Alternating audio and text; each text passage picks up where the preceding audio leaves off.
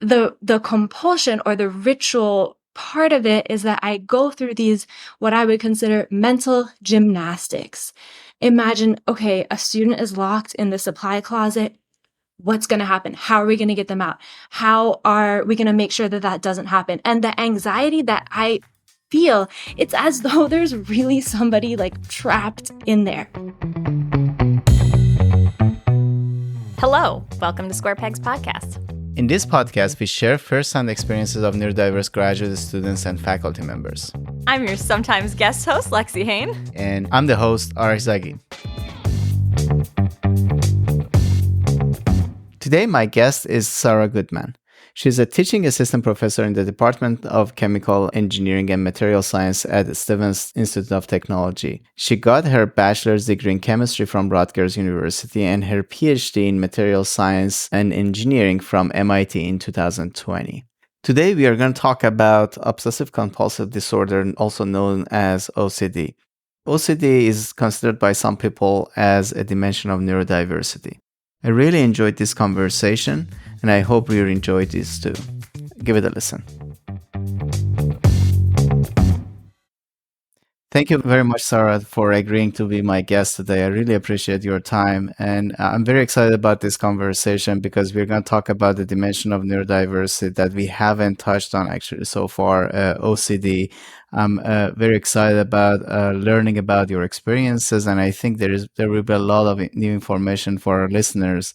How about we start by a little bit of background information on how we got to know each other and how we got to have a conversation around this, and it evolved to this podcast recording.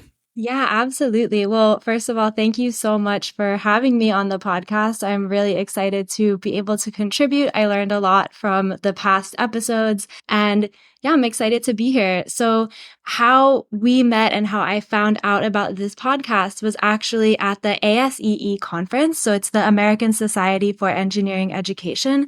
And that was in late June, I think, in Baltimore. And I was at the poster session, and Arash's poster, your poster caught my eye. And I was sort of like awed by it because your research is about giving research opportunities to students who have experiences of neurodiversity. And when I saw that, I remembered back to my own undergraduate research experience, which was so transformational for me because I really believe it is what put me on a path to kind of healing and overcoming this all-consuming anxiety that I had as an undergraduate as a result of untreated OCD or obsessive compulsive disorder. So when I found out that there's actual research going on about how, giving research opportunities to people who are neurodiverse or who identify under that umbrella term of neurodiversity, I thought, I have to find out more about this. So then we had a brief chat and you told me about your interest in this topic from a completely different point of view. Again, your experience as a graduate student and undergraduate student. So I can see like two areas that we can touch on. One is your experience with research as an undergraduate student, as a neurodiverse individual, and also your experience with OCD. So which one do you want to start talking about first?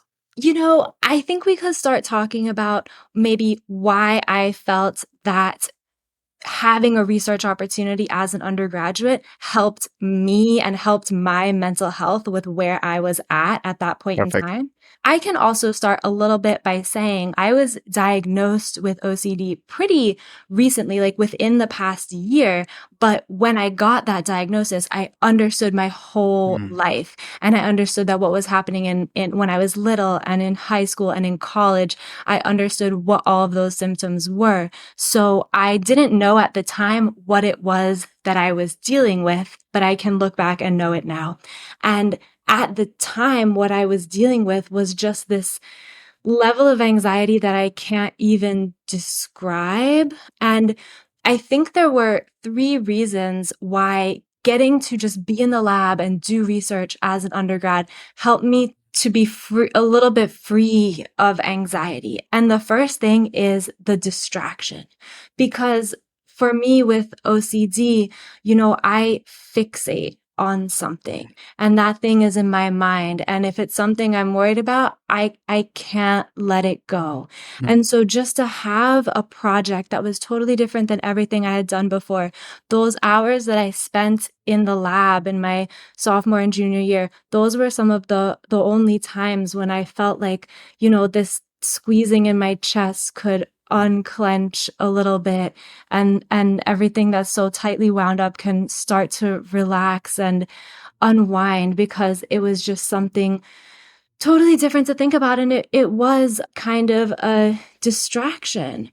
And just regular school courses wouldn't be able to distract you enough, or regular school tasks? I think I had so much anxiety surrounding, performing a I certain see. way in those tasks that You want something outside. something totally outside. And the second reason why I think it helped me so much is because, imagine, like with OCD, and I can get into a little bit later what Yes. Yeah. exactly that is and what exactly the symptoms are for me. But this idea of trying to do everything perfectly or just do it a certain type of way. The thing about doing novel research is that it's never been done before. So how can there's no definition of perfect of something that's Interesting. never been done before. So it was just totally exploratory. And that was one thing that really helped. And then having somebody just trust me with a project, that Mhm. was very profound for me, where my advisor, shout out Professor Deirdre O'Carroll at Rutgers, she just kind of handed me this project and was like, okay, research this topic, find out about it, and go do experiments in the lab. And I was very naive to the culture of academia. I didn't know what I was getting myself into, or that would lead to getting a PhD and then becoming a faculty member. But at the time, I was just like, wow, when I report my results to her, like she believes me and she Mhm. trusts me. And that gave me so much confidence. And yeah, so I think that's the main reasons why that experience was so formative and helpful for me. Mhm. And the third one? Oh, wait, I think that was 3. I think it Oh, was a distraction, there not being a definition of perfect, and being I see. trusted with this work. So helping with confidence building. Yeah, confidence building. I think that's a Yeah. good word. So you mentioned that, and I really love to hear more about OCD. It's something that I haven't had much exposure. And I've heard that people complain about it. So can you give us a picture, what goes in your mind? I mean, like, what is bothersome about that? And also, what could be advantages? Okay. Yeah, I'm absolutely happy to get into that. I want to talk about how I experience OCD, because Yeah. there's so many types and it's so different for everybody. I definitely want to discuss with you how OCD fits into this term of neurodiversity. Mhm. And then we can definitely get into thinking about, and I've never really considered, are there any assets that I bring Hmm. because of my OCD? And that's something I'm interested to hear your perspective on as well. So, Sure. what is OCD? Okay, so this obsessive compulsive disorder, it can be characterized by obsessions followed by compulsions. We often, I think, when we think of OCD, we think about these compulsions that we can see. So if somebody is worried about being contaminated with something, and I am, so one of the types of OCD I have is contamination OCD, that ritual that we might have in mind, or that compulsion, might be hand washing or constantly applying hand sanitizer or something like that. But there are other forms of these compulsions that we can't see. So for me, almost everything happens inside my head. And I can actually give you a concrete example that happened to me a couple of weeks ago. And I'll speak very specifically about what goes through my mind. And the reason that I want to be so specific about it is because the reason that I got it in my head, hey, maybe this is something that I have, is because I went to a mental health talk at MIT where I was a graduate student, and I heard somebody describing their symptoms of OCD. And I thought, oh, maybe I should look more into that. So Hmm. that's part of the reason why I want to be so specific about it. So Very the helpful. example I'll give is that a couple of weeks ago, I was in a meeting and we were getting ready for a lab renovation. So we have these teaching labs, and they want to make it a little bit nicer. And part of what they want to do is put in this storage supply closet type thing. So they were kind of laying out on the floor, like where they would put this. And we were thinking about, okay, are we going to have card access? Is it going to be locked? How are students going to get in? And then beyond my control, this image pops into my mind. And this is the obsession part. Okay. Mhm. So this image pops into my mind, a student locked in the supply closet. Okay. So, and I think this is a thing many people can relate to, getting these random, maybe unwanted images popping into your mind. And for people without OCD, my understanding is that they can just ignore that image. Okay, that's a bad thing that can happen. Okay, it's not going to happen. Move on. But for me, the compulsion or the ritual part of it is that I go through these, what I would consider mental gymnastics. Imagine, okay, a student is locked in the supply closet. What's going to happen? How are we going to get them out? How are we going to make sure that that doesn't happen? And the anxiety that I feel, it's as though there's really somebody like trapped in there. And so I did not hear anything in that meeting for the next 10 minutes because I was going through every worst case scenario in my mind of what happens if somebody is locked in the supply closet? Are they there overnight? What if it's the weekend? What if they yell for help and no one can hear, right? This sounds objectively ridiculous, Mhm. probably to a lot of people listening, but it feels real in my mind. And while it's When you say feels real, you consider it as a high probability event, or how does the anxiety associated with it look like? Is it like as if someone has told you recently that this happened, or it is like you consider it as a very high probability event that has happened in the past, so it may happen again very with a high probability? Great question. I think for me, the probability, it doesn't matter. It's meaningless. And that's Mhm. absurd for me to say as someone, No, with I an understand. interest and expertise in math, right? But to me, there are two possibilities. A student gets locked in the supply closet or a student doesn't get locked in the supply closet. And it feels like all of these worst case scenarios, maybe it could happen. And I'll feel that way if I don't know, I, feel something weird on my arm or my leg, right? Then that sends me into like, well, what if I have this or what if I have this and go on WebMD and look up everything. There's Mhm. no probability involved for me. Like when I'm in this state, those statistics don't help. That your description was very helpful to me because I was able to actually look back at some of my obsessive thoughts. And now I completely understand that there is no connection with reality, or like, so it's just like something very real that exists. Yeah. Then when that feeling kind of passes and to get that feeling to pass, these rituals or compulsions, that's the thing that helps that feeling to pass. I go through all of these mental gymnastics to convince myself, okay, if it happened, I could do this. I could solve the problem, or this is the thing I should do to prevent it. And then after that feeling passes and I look back on it and I think, I can't believe in that moment I truly believed this was a problem. And I'm so removed from it after it's happened. But while it's happening, it's like there's nothing else in the world that matters and that's significant. Sarah, has it ever been valid that some of those plans or actions you took to mitigate the concerns about something actually they proved to be helpful in because something came to be true actually? Yes, but I think that's a very interesting territory to get into and to talk about because the idea, I think, of treatment for OCD is that you don't want to be spending so much of your life going through these compulsions, right? We want to be able to approach it from a reasonable standpoint. But Mhm. every situation that quote unquote validates the OCD, like you're saying, oh, I noticed this. I went to the doctor. Oh, turns out I was right. I should have gone to the doctor that one out of, 30 times that I went because this was an issue. And that in your brain, it tells your brain, oh, so it was good that I went through all of those compulsion type behavior and I spent all of that time on it. And then your brain, from my understanding, is more likely to do those behaviors in the future when it's really not that helpful. That's something I've thought about a lot, right? And I'm really interested in this idea of OCD kind of being under the umbrella of neurodiversity because, when you invited me to this podcast, I took a look into it. I started Googling about it. And it seems like people say, if you want to consider it, you can consider it. If you don't want to, you don't have to consider it. It's really depending on the personal experience.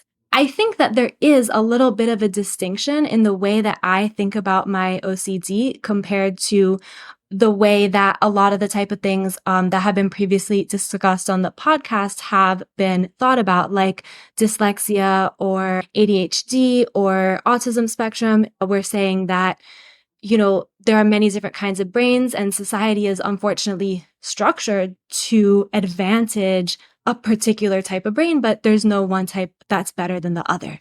But I have really considered OCD as this is a disease that I want to get rid of. And I think there are a lot of people who do consider it that way. So I want to draw the distinction between we're definitely talking about two different things, whether we would consider OCD neurodiversity or not. Or about the same thing from two perspectives. Yeah. Oh, okay. Same thing from two perspectives. Yeah, that'll be good. Because again, like if I compare it with dyslexia, one may suggest that there is nothing cool about not being able to read at your level or write at your level. For example, my reading and writing skill is, I'm not talking about storytelling, I'm talking about mechanics of writing, is maybe 7th, 8th grade, something like that.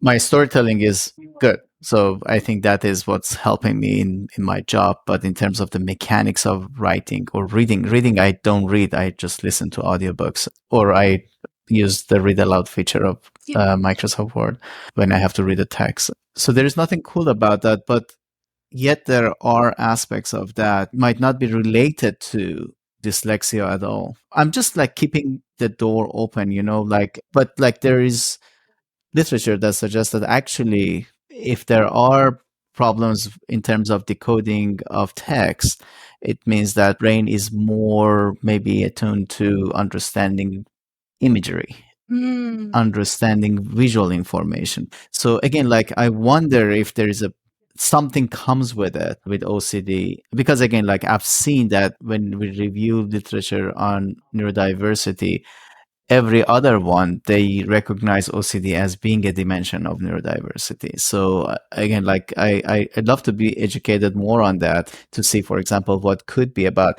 I can see, for example, in a world that no judgment is involved and like freedom is given to individual. And like, for example, your role is to think about the most remote happening and fix that so we don't make that mistake. I mean, like even just as it is, it might have a place, again, like not in the current format of the society, but in again, like in parallel universe.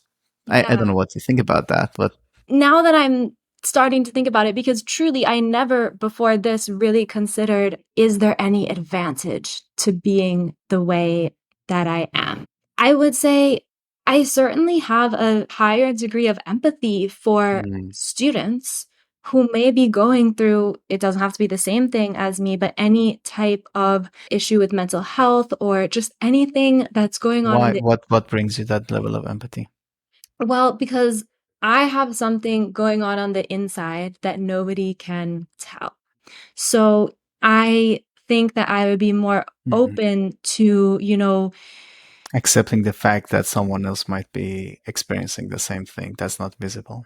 Yeah. Or just being really conscious of checking in with students, even if I can't see visibly that something might be wrong. Maybe something is going on, just constantly, checking in and asking how people are doing and just being kind of an open door for students or anybody, right, in my university or my department to just kind of come check in.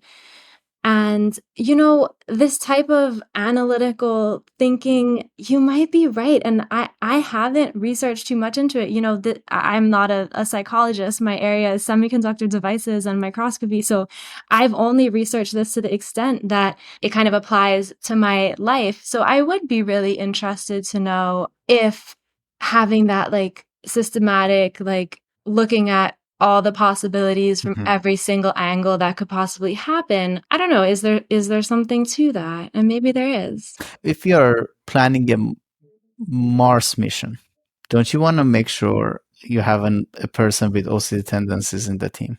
Maybe not as the director, maybe, but again, like we're not gonna say roles. I mean, like, but the same way that, for example, you want to put the person with ADHD in charge of the planning, but you want to have someone who just pops in with a lot of energy, suggests some crazy ideas, doesn't follow through, leaves the room, and nothing. But like other people may be inspired, may be encouraged to look into things. So I think if again, like when we talk about neurodiversity, we mean it. We are not talking about individual. The same way that when we are talking about the forest, we are not talking about one tree anymore. So neurodiversity is like we work together and we bring these cognitive skills in a complementary fashion to make it exponentially better than the summation of the individuals, and that's why it is important. Again, like I can, if I am setting up a team for a task like that with a lot of uncertainties and unknowns, I will make sure someone with OCD is in there. That's Yeah, how I well, see that. NASA, you have my email. Reach out. No, just kidding. Again, like you're a university professor, so I mean, don't you see the value of that? I mean, like for example, in particularly for things that a lot of unknowns are involved. I tend to over prepare. And that over preparation for everything, it leads some positive outcomes, right? Even we were just There you talking go. about it before this interview, I had tested all my audio setup, the mic, everything was ready because I had some degree of anxiety about it. And another thing that can happen with OCD is that you do things to achieve this quote unquote like just right feeling, and that's a little bit harder to describe and explain. And I imagine it would be very different for everybody who experiences that, but that can give a level of perfectionism Can you in. unpack it a little bit more? Is it based on certain standard expectation, or is it just internal? I think some of it is internal and some of it is based on certain standards and expectations. And as I've gotten older, I've sort of hidden those behaviors more, but there'll be little like movement, you could call it like ticks, right? And I think now nobody would notice, right? I've asked, my friends if they notice I'm doing these things, and no, they don't notice anything. But I think when I was younger, people would notice, I'll clench and unclench my muscles in a certain way, or make little noises in the back of my throat that only I can hear, and that's achieving this just right feeling. And I really don't know how else to explain it. But then I think you can also get that feeling from external things that, okay, I know that this assignment is supposed to be done a certain way and I want to get it to that just right way. I want to get it to that perfect form. And then that's where a lot of like the academic and now I have a job, right? I'm a professor. So like job performance type anxiety comes in. How about like perfecting the style and formatting of something? Does that consume maybe more than necessary time when you're working on? I think to an extent it did, and I'm working to not have that consume so much time. I would love to eventually be able to achieve this kind of balance where maybe, how much I care about the thing doesn't change, but that I don't have to perform these kind of compulsive, ritualistic behaviors or thoughts around Mhm. that topic. Because even when I started treatment for OCD, or before I even found out I had OCD, I started treatment for anxiety. One of my big worries is, well, is that going to make me care less? Mhm. Because I think there's a balance between caring about something and then caring about it so much and in a certain type of way that it is just all consuming. Interesting. So, in the context of, again, like you're really educating me. I'm really enjoying this conversation. In the context of like day by day of educational life for an undergraduate student, even high schooler, can you give us some examples how OCD can generate anxiety or impede the success of students? Sure. So I can speak to the type of thing that I used to deal with. In high school, I dealt with a lot of contamination OCD, which was I was afraid of, getting sick, really. And there was no basis in reality for me to be any more worried than the next person should be. But I would come home thinking I had every rare disease, and then I would Mhm. just look it up, and I would like ask all of my friends and family, like, hey, do you think I have this symptom? Do you think this is happening to me? Because for OCD, we want like validation. Like your brain wants validation that, okay, this isn't actually happening to me. But the more you give your brain the validation, the more you're encouraging those OCD behaviors to continue. So let me tell you, it feels really good in the moment to go on WebMD or something and to look up this symptom and like, oh, okay, so I probably don't have this, right? But that's doing more harm in the long run because your brain is more likely to do that again. In high school, it would take a lot of my time and a lot of my energy.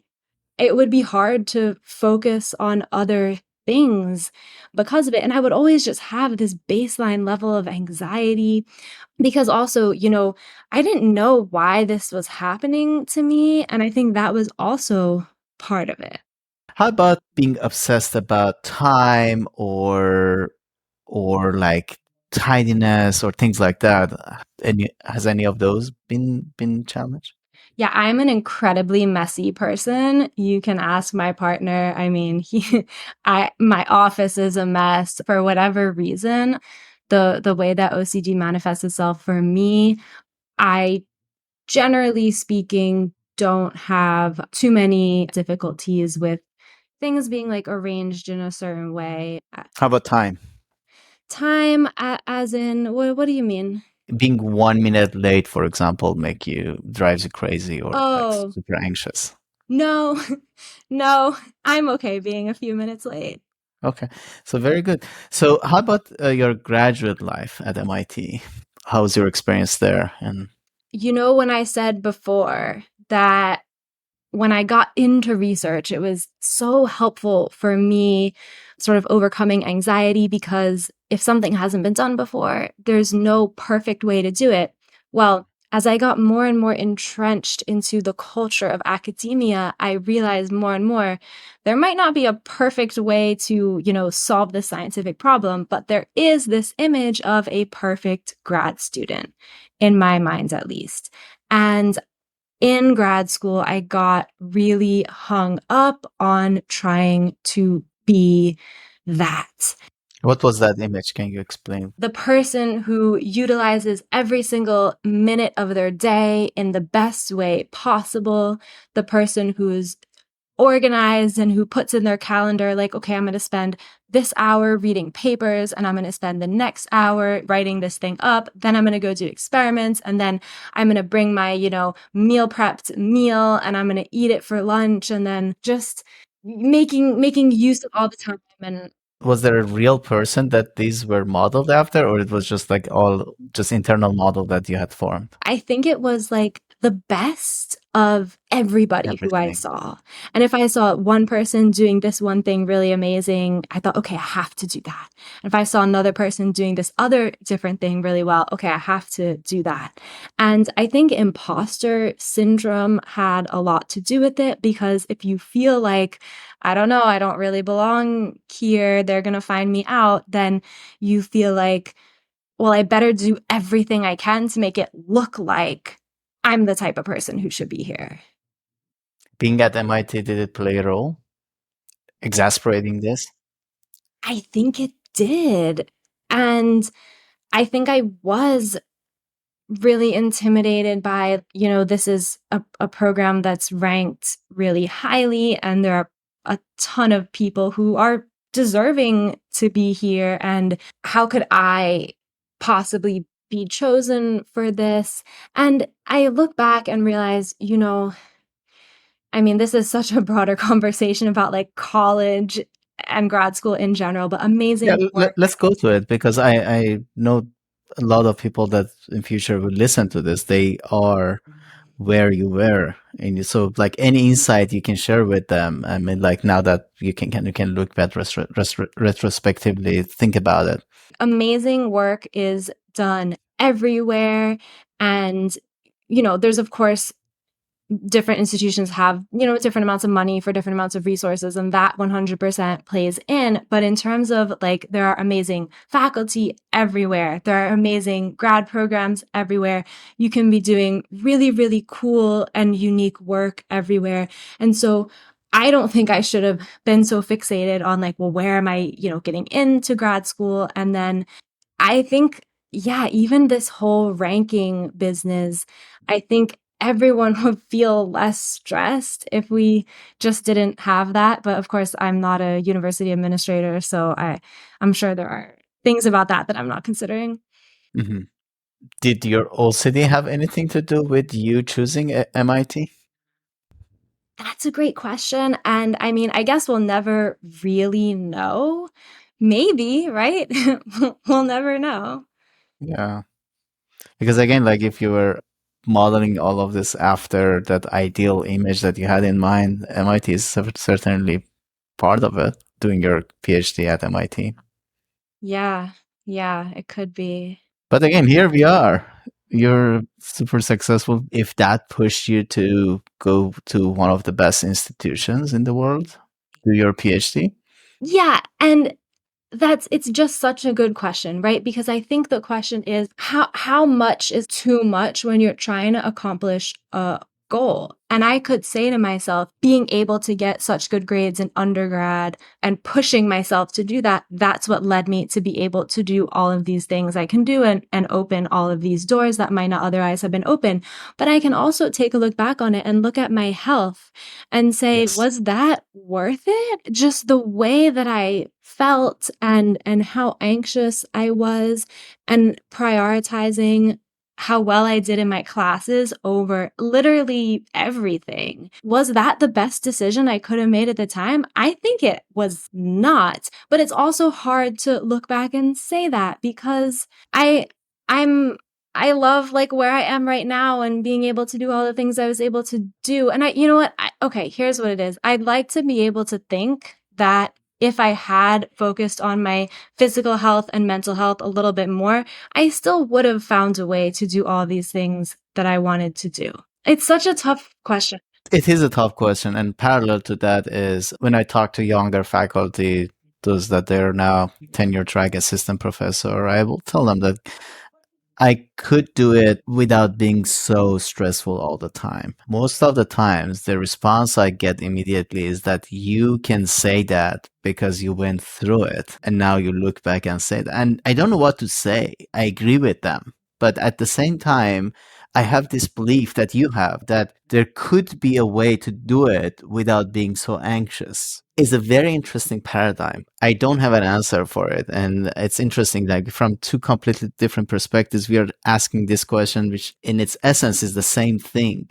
Is it fair to look back and say, oh, I should have done it with less anxiety, or anxiety was part of it. It was the nature of the beast. I'm not justifying at all abusive systems that they are at the cost of mental health or well being of individuals they're trying to produce. I'm not at all legitimizing that type of, approach.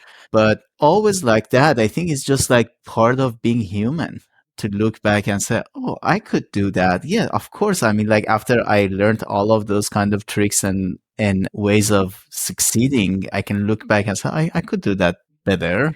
Is it fair to say that though? I don't know. I don't have an answer. It's just like a question. And again, I've heard that a lot from people that I talk to, more junior faculty, that they say, you say these things because you went through it. You don't remember how it felt like at that point. So For sure. And I think another kind of compounding factor for me was, even if I had told myself, okay, I'm giving myself permission to stop stressing about this so much and focus more on my health, I don't know if I would have been able to, because of the way this like disorder works in my mind and was sort of forcing me to be this anxious all the time.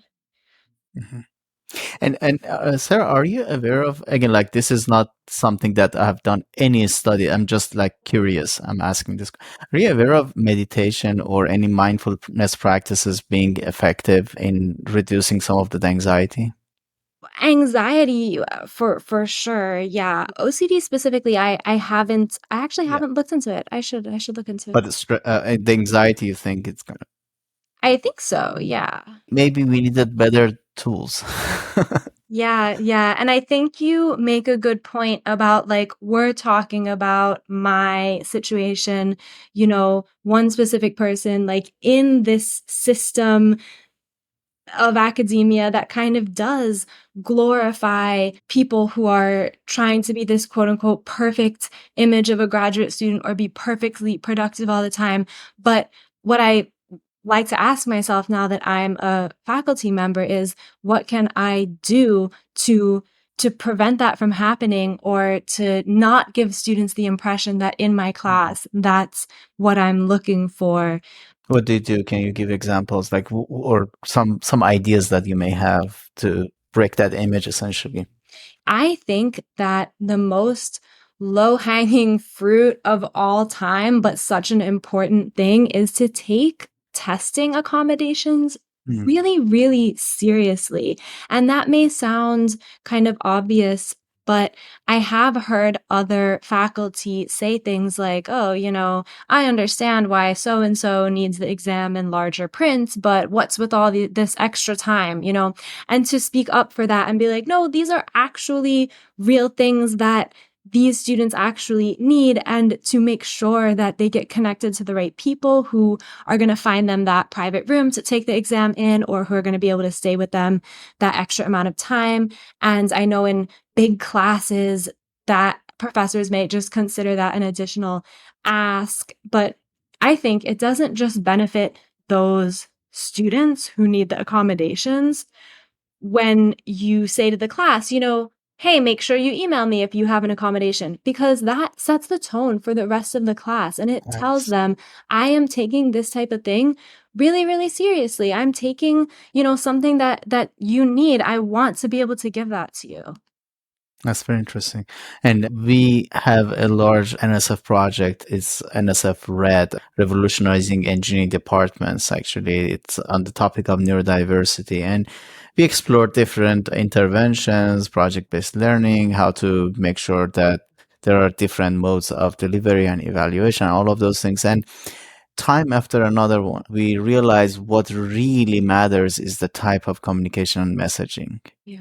So it's what you actually do is way less important than the impression you build for the students that they don't belong, or you only value one way of thinking, working, problem solving in this class, or no, you have an open mind. You really want to help them. And I 100% agree with you.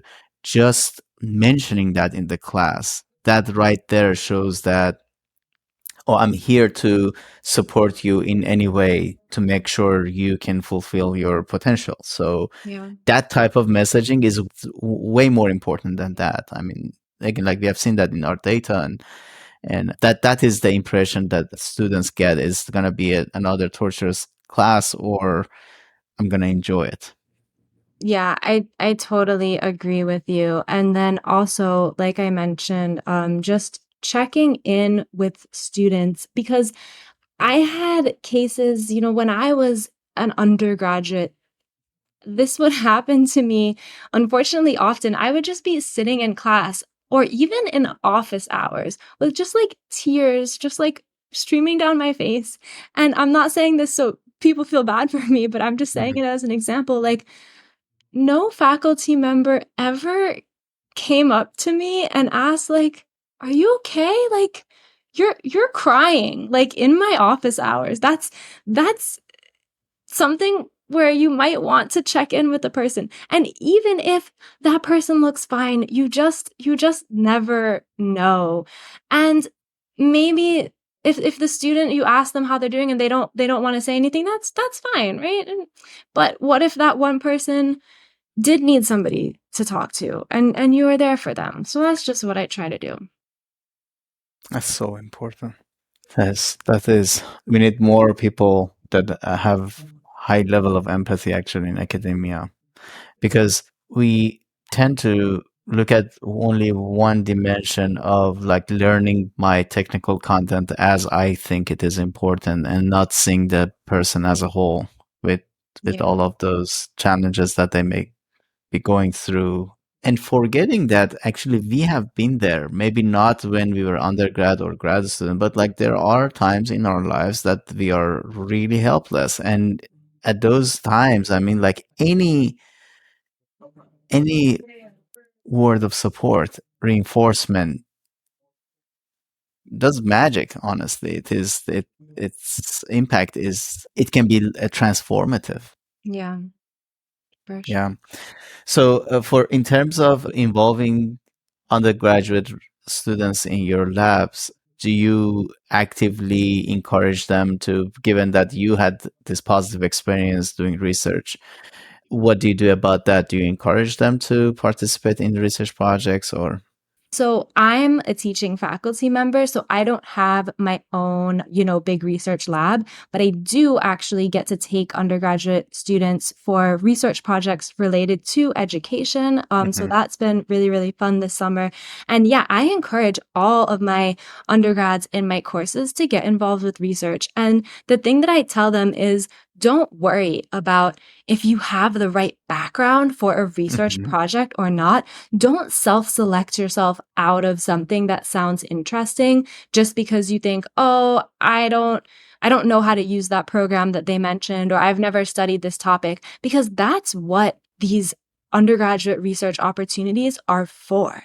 And you're going to learn so much on the job that it almost, as long as you're curious and you want to learn these new skills, then oftentimes faculty will be so excited to work with you. And there could be some specific cases where, I don't know, someone needs a person who knows MATLAB, for example. So I understand that there are those cases, but oftentimes it's really like you just show up and you bring yourself and you bring your curiosity and you'll learn all of the lab stuff. Yeah. So before we start the second part of our conversation, is there anything that you want to add we didn't cover in Hmm. relationship with OCD?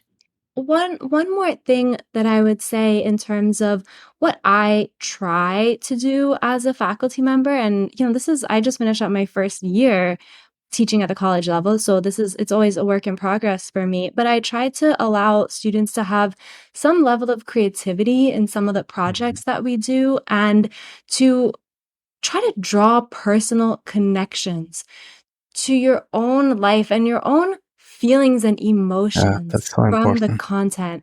And maybe it sounds weird to describe, but I think because I didn't have the technical vocabulary as a college student or even grad student to describe how my mental health was feeling, when I learned these engineering concepts, I would kind of apply that to my mental health. Like when I learned about, quantum mechanics and like a particle being stuck in a potential well and vibrating at a certain frequency, I thought, oh, okay, that's like when I get this anxiety and I'm stuck in the potential well and I can't get out, right? And then when I learned about like plastic and elastic deformation, I would think like, I have to make sure I'm not plastically deforming my brain or myself by putting myself all through this and thinking about, I don't know, all of these cool concepts from quantum mechanics that are so like poetic and like, I don't know, being able to connect it to how I felt made me more interested in that science or engineering concept. So I want to try to do that more in my classes to encourage those type of explorations.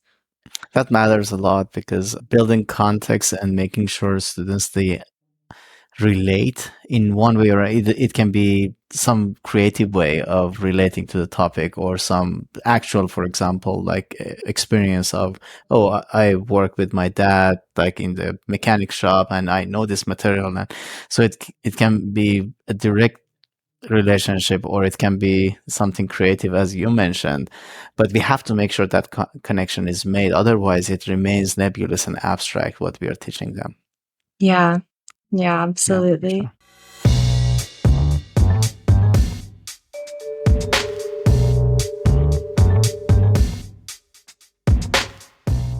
Sarah, I know that the second part of the conversation has a preamble, so why don't you say that and then we can move to the next part of the conversation. What we're gonna talk a little bit about next is eating disorder and my experiences with that and maybe the connection there between eating disorder and OCD. And there are a number of reasons why someone might not want to hear a conversation about eating disorder. So that's why we wanted to separate the discussion into two parts. So if you wanted to dip out of the conversation, then you'd be more than welcome, or you can stay and listen to the second part on eating disorder in grad school. So I will let you again, like when we talked during the ASE conference, you brought that up, and I found it extremely relevant to the mission of this podcast because it has to do with well-being of students in a high stress environment. So give us some background information. And I read your blog or article that you wrote a few years back. It was amazing. So tell us about all of those. When I had initially seen your poster at the poster session, like it just all of these different things kept coming to my mind about all of these things I struggled with as an undergraduate, a graduate student, and a researcher. And eating disorder was one of those things that came to my mind. And we had a little bit of a conversation about it. And my experiences kind of being an engineer and then also sort of trying to engineer my body to be a certain way. So yeah, I'm interested to discuss with you about eating disorder because I was also part of this group when I was a graduate student of students who were recovering from eating disorder. It was this group by the mental health services at my school, and we were sort of talking about how like this might be more common in grad school than people might initially think it is. Can you tell us a little bit about your experience? Did it happen gradually? Was it triggered by something? Just like how it evolved for you. I would say that it definitely reached its worst in grad school because one thing that I've learned about eating disorders is that they're oftentimes about control.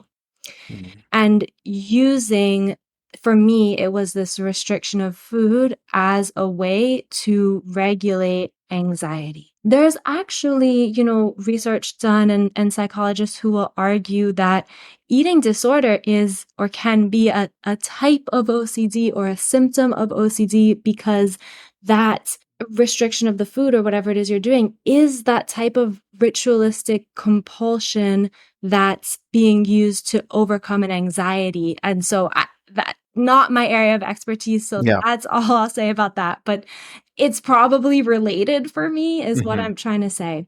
And I think what Did it was, have anything to do with the body image? yeah, body image for sure, right? But I think for me, even more than that, in grad school, everything felt out of control. It felt out of my control. My results for research, out of my control. My grades, to a certain extent, out of my control. You know, a lot of people talk about getting to college and realizing they didn't know how to study in high school and now they have to learn how to Mhm. study in college. For me, that happened in grad school. I pretty much studied the same way in college that I studied in high school, and that served me well. But then when I got to grad school, I realized that way of studying is not going to cut it for me. I was very like I started doing poorly on exams for the first time, and honestly that was like the first time that I had that experience. And so feeling like all of that was out of my control, it sometimes can just feel like the food that you're putting into your body is the only thing that you independently have control over. Was it conscious or subconscious? Yeah, that's a great question. I can think back on it now and be like, oh, yeah, this is exactly why I was doing this.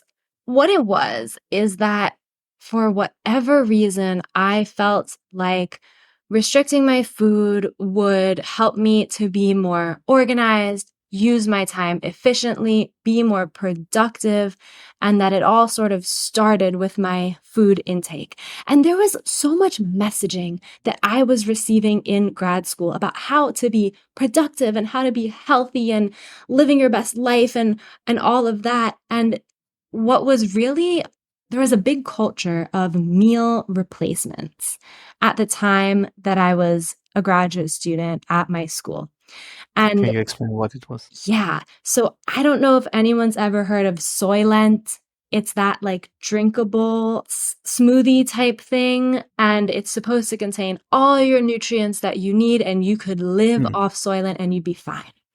And I remember, I think I was in maybe the end of my first year of grad school. And one of the senior grad students brought in Soylent and everyone was trying it. And, that was someone I looked up to. And I thought, okay, well, if they're doing it, then maybe I should do it. Wow. Imagine not having to take the time to eat.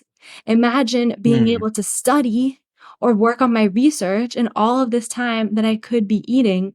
So that didn't help, right? I started getting onto those meal replacements. And by the way, I haven't tried Soylent recently, but at that time it was just terrible, right? And so I of course pretended to like it. And then I found these other meal replacements that were more like diet because Soylent it's not from my understanding supposed to be like a food that's helping you lose weight. It's just supposed to be making it so that you can save Yeah. time eating.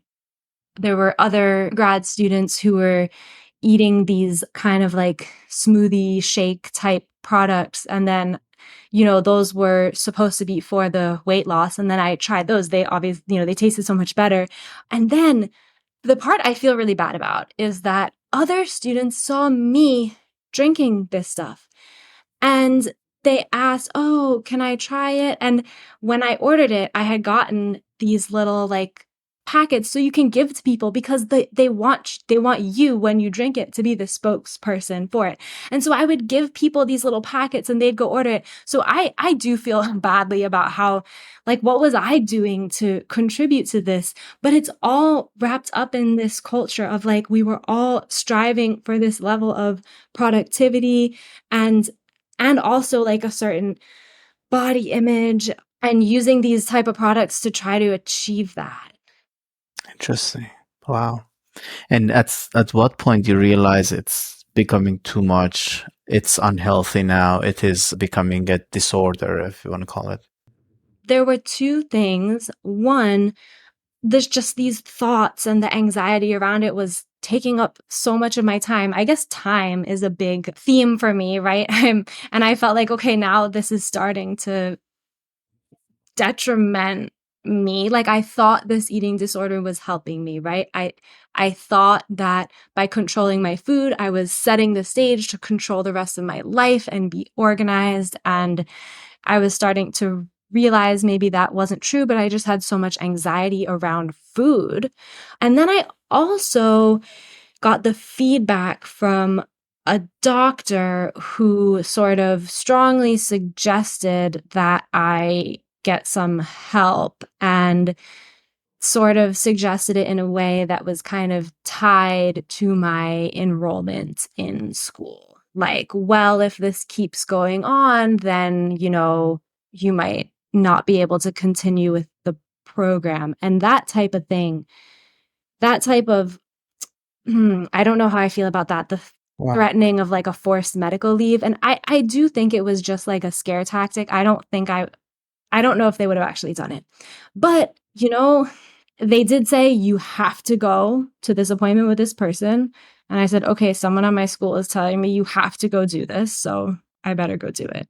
And then when you start seeking help, you realize there's a group of students that they are recovering from that, right? Yeah. And I think that's when I was able to understand like the different type of behaviors that I would kind of do around food and the different thoughts and feelings that I had around food that not everybody has, and just to start to reduce the anxiety around eating. And yeah, it definitely, like, it comes and goes, and I don't know. Some of that internal conversation, I think it is tied to OCD in some way, right? I mean, do you see the connection? That's what some people suggest, that yeah, the thoughts around food and the use of restricting food to kind of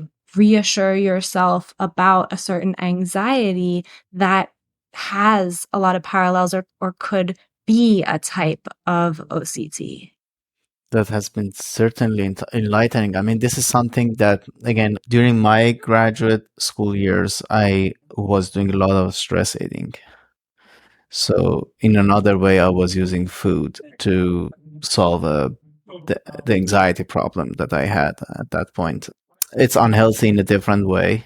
I was eating a lot, I wasn't moving as much. And again, like, I don't want to draw a comparison between them, but it's very interesting to see how something as innocent as food in those situations can turn into become a lethal weapon, honestly. The thing I was doing with food to alleviate my anxiety was restricting food, but there are, all different types of things that we can be doing with food that are like serving the same purpose, but it's ultimately like really, could be harmful to us. What would you suggest to someone who is listening to this and is at the onset of falling into that trap or going deep? Yeah. What kind of information at that point, or warning or red flag, could have helped you to be made aware sooner or put a stop on it before it Yeah. gets too serious? Yeah. I knew what eating disorder was. I had, of course, I had learned about it, all through school, and I knew that that's what I was doing, but I was thinking like, I know what I'm doing and I know when to stop, but then it's hard to actually stop. And I think the other thing I really, really believed was that restricting my food was really helping me in other areas of my life. Like, if I could, it helped me feel good about myself so that I could then be focused and productive on my other work. And these are all such like kind of backwards, mentalities. Like, why should I have Mhm. had to restrict my food intake to feel good about myself and to feel like I don't know that I could fit into this model of like the perfect grad Mhm. student who had their life in control. Interesting. And one thing that helped me may not help somebody else. And now I'm wondering, since we're talking about this really kind of complex topic and I don't have all the answers, should we maybe link some resources in the That's not a description? bad idea. I think we're Okay. gonna include Yeah, include let's do that. and also we're gonna include the link to your article. Oh, It was sure. it was a it was a very good article. It was very well written. It takes a lot of courage to write an article like that, honestly. Thank you so much for doing that. What is the culture? Because I think we are just going so close to talking about that culture is leading to all of these things, and we're just ignoring that elephant in the room. Let's go there. What is Sure. that culture that permeates into these things and is essentially manifesting itself as all of these? And it might be as simple as anxiety and depression, or as complex and as this eating disorder. So do you mean like what is Graduate school. in grad school, what was like the culture of academia that I'm kind of talking about that Yeah, what is that? Yeah, what is that culture that's we may not do these things in an environment that we are not finding ourselves helpless or what again, like I have ideas about like what's going on, but I want to hear if you have an idea about that culture that is forcing the students to go to these dark places essentially. at least when I was a grad student, my perception of it is that it was this like hustle culture, if that's the right word of it. Like, we have to be, there's so much we could be doing, and we have to make sure we're doing as much of it as possible. Because in grad school, there was this phrase, drinking from the fire hose. And it's like you're imagining, well, like a big hose, like squirting out all this water, and you can't possibly drink it all. But there was Mhm. that pressure to try to drink it all and to try to do as much as possible. And especially if you're trying to become a faculty member, then Yeah. you know like how brutal that process is. And yeah, trying to live up to those expectations can be a lot. Yeah. And on top of that, I would say the value system of meritocracy Mhm. that you are better if you have this many number more publications or if you have a patent or you have this award, you have this recognition, you've got this fellowship, and they put immense pressure. Again, I'm not saying that they are fundamentally bad things. I'm not saying publishing is a bad thing, but the culture that celebrates these things Yeah. is not necessarily a healthy one. Yeah, for sure. And towards the end of grad school, I was able to like let go of a lot of that desire that I had to like live up to that culture and be like the poster person for this type of academic culture. And I really ended up focusing on different things rather than trying to build up a list of publications. I focused a ton on student government towards the end, What more. changed in your mindset? Well, I mean, I think it was a lot of factors outside of my control, like, switching advisors and then different advising situations. And I was like, okay, it like gave me a little bit more of the flexibility than maybe most grad students had to actually work on things outside of their research projects. I was able to realize, like, okay, what are the things that I enjoy? And Hmm.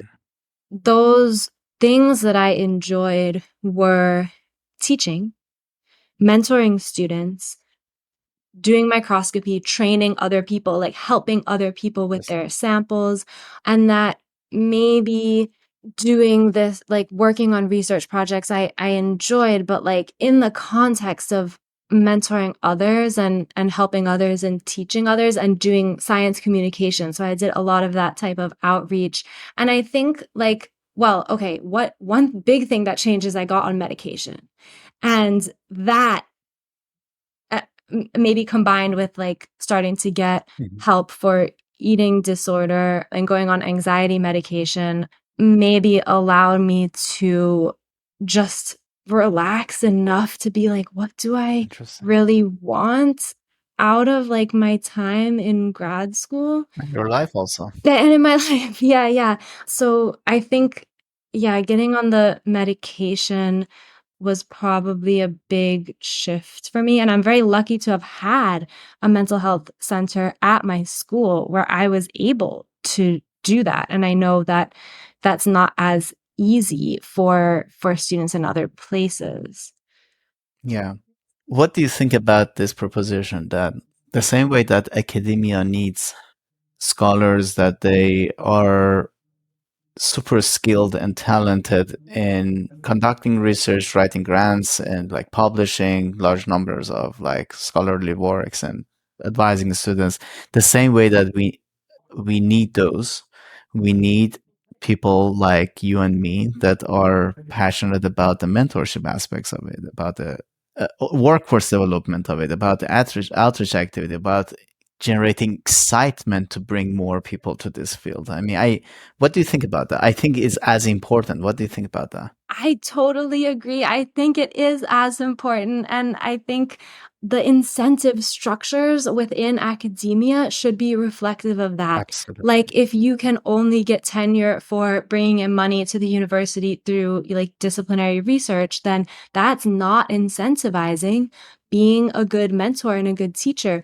And I have colleagues who tell me, like, oh, you're so lucky to be a teaching faculty. I wish I could try out these different things in my classes and I want to be able to do this. I just don't have time because that directly takes away time from my grants. And I'm like, yeah, I am really lucky to be a teaching faculty because I get the flexibility to do that. And if there's just, because I know there's faculty who really wants to do this research as well as focus on teaching, and that just seems really hard to do in academia.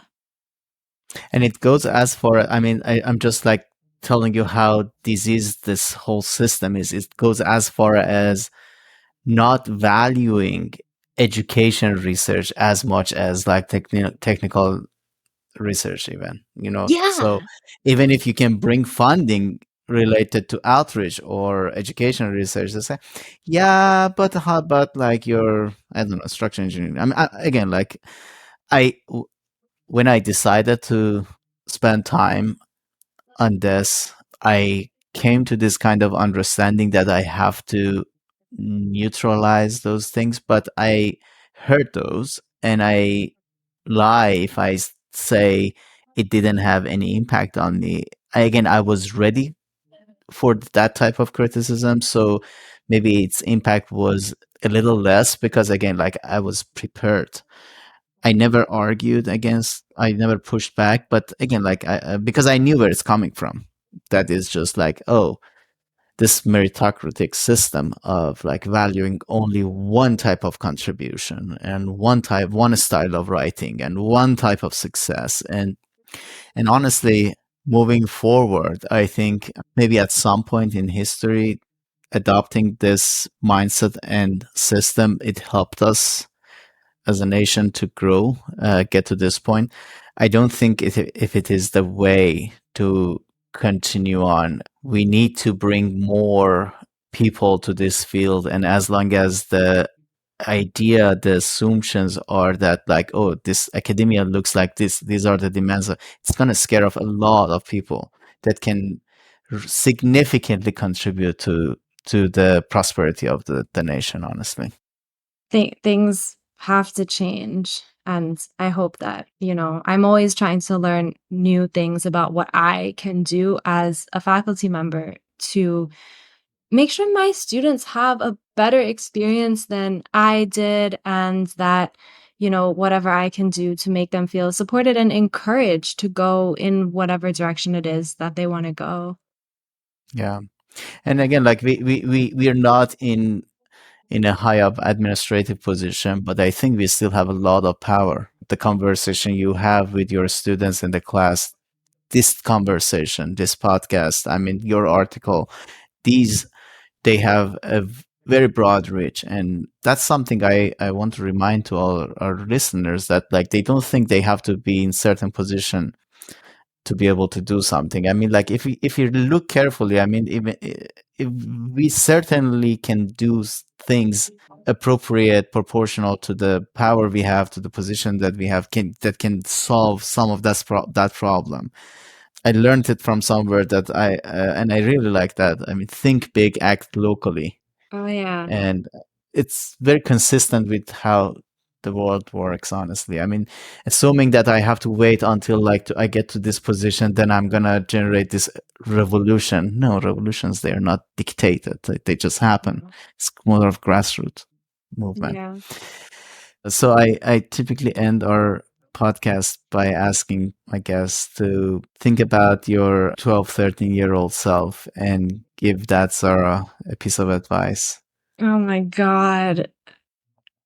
I guess I would say not every second of the day has to be designed for a certain purpose. It's okay to take, some time to relax, time for yourself. Maybe that's what I would say. Interesting. How about your college age self? Oh, maybe that's also advice from my college self. Well, I'd say, that's very Something that you wish you knew? I wish I had been more empathetic towards myself and extended myself the same type of, benefit of the doubt that I would extend to the people around me and not be so judgmental of myself, I would Spot on. say. Very good. Very good. Thank you so much again. I really appreciate that. It was enlightening for me. A lot of new information I learned, and I hope that also is true for our listeners. Thank you very much again, Sarah. Thank you so much. Bye.